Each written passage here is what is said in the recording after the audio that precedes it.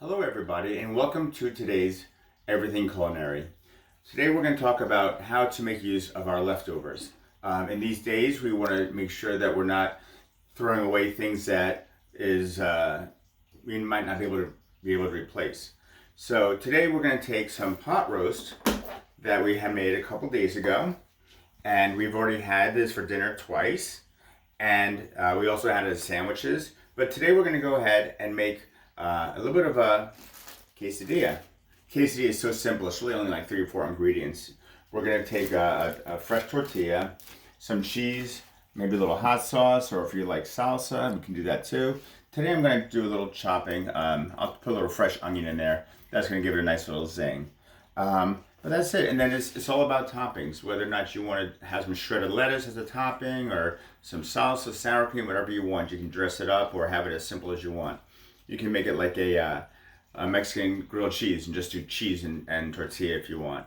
But what I'm going to do right now is get this ready for cooking. And I'm going to show you what we're going to be using. I have fallen in love with my cast iron pan. It's great for almost anything. If you're not using a cast iron pan, you can always use your breakfast griddle. Good for crepes, pancakes, French toast, whatever I have. That's what I would be using if I did not have my cast iron. But as I said, I do love my cast iron. I'm going to start warming that up a little bit now because it takes a little time to warm up. Once it's warmed up, it stays hot for a while. I could just turn the flame off and just kind of toast it up on that. So we're going to go ahead and do a little bit of a knife demonstration for you. Again, talking about proper knife handling and knife skills. Again, we don't want to grab this like an axe murderer, because when it's in your hand like this, it can easily swivel in your hand if your hands get wet or oily. So what we're going to do is go ahead and pinch the top of that. Wrap your fingers around it like you're shaking someone's hand. Once it's like that, it's not going to slip. Okay? So again, not like this, but pinch the top and wrap your fingers around it. Then it becomes a natural extension of your arm. Okay? And then always remembering that it's not an axe. You're going to lose a finger that way. But it's a saw. So, onions. Nobody likes cutting onions. Me, everything I do is tops and bottoms. Go through the top. Cut the tops off. Get rid of that. And then you have a flat surface that's not rolling around. Follow the circles. Go straight through the onion. Now you worry about peeling it. Before we didn't have to worry about peeling it because we weren't ready yet. Here you just get the peel off almost in one shot. Okay? And that's it. How much do you peel off? Until it looks like it's good to eat. If you have old pieces in there or something looks like it's dry, you'll just pull that out. Okay? Now, easiest way to cut an onion. If you're doing sausage and peppers, or if you're doing a cheesesteak or something like that, you just cut straight across through it. Not on the round edge. If you do it on the round edge, you're going to have a rainbow effect and little, big, and bigger pieces. Okay? So, we're going to cut in the direction of the lines. Alright?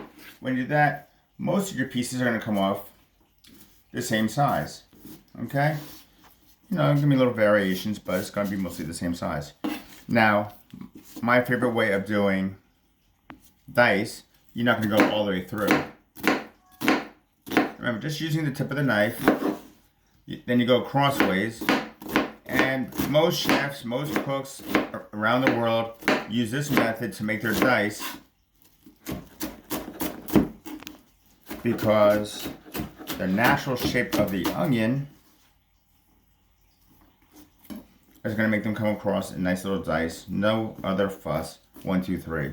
So, sauteed onions, diced onions, and we're good to go. Okay? Now, here's our not so pretty, but still delicious pot roast. All I'm going to do is shred it up a little bit because we cooked it nice and long and slow in the Dutch oven. It's going to pretty much fall apart on its own. So that is all we really need. Okay? Very simple shreds Bang, bang, bang. Okay. Now I'm gonna put raw onion into this because I like a little bit of raw onion, kind of like a taco. And then we're gonna add the cheese and we're gonna toast up the bread. I assemble all of this in the pan because once you get your little floppy tortilla filled up, you're not gonna be able to pick it up. So we're gonna go right over. The pan's been warming up. You can see it's nice and hot. And now I'm just gonna cut off the flame. This pan has been seasoned very, very well. I did not add any more oil to it, but you see once you heat it up, some of the natural oils are coming through. Now I don't like greasy quesadillas. I'm not even gonna add, I turn the flame off, so the residual heat's gonna toast this. And now I'm just gonna take, no fancy brands, whoops, that's not a good one.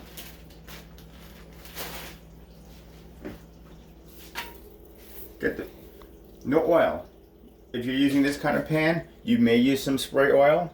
Not necessary because all you're doing is toasting up your bread. First thing you do, add some cheese. The cheese is closest to the heat surface. Cheese has a good chance of melting. Okay. Now, make sure you get the whole thing covered. You want cheese on the top and the bottom. Okay. Generous, not so generous, depends how much cheese you like. There's no right and wrong in this.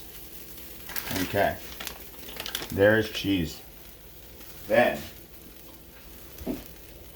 we come over here, add some onions. How much onion do you like? It's up to you. We season to taste. Add your meat. Nice yummy meat. Okay. Now we're going. Choose your favorite hot sauce. I'm not going to say a brand. I have many, many hot sauces that I choose from. This is a bit of a chipotle hot sauce, so it's got a little bit of a smoky jalapeno flavor to it. And that's it. You can add anything else you want to that. Sour cream, anything. Or you can do it at the end. Now, should be using a spatula for, but I can peel it right up. Now, because it's been in there and that pan's been hot, it's already getting toasty. Now I'm going to hit that flame a little bit more. And then the trick is, when it's crispy, it's done.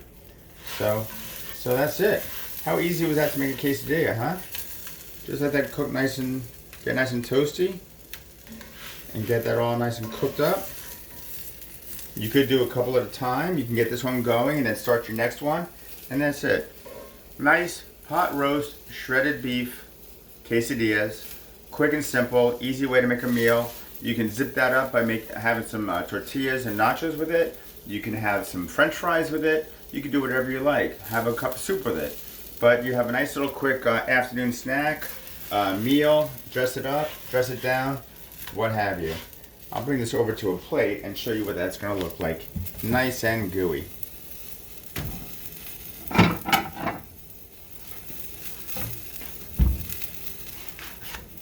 Could let this go a little longer and let it get toastier. But that is pretty much, see how nice and crispy that is? That's good. Off for the fires. Come over here. Do this little cut. Traditionally it's cut in 3.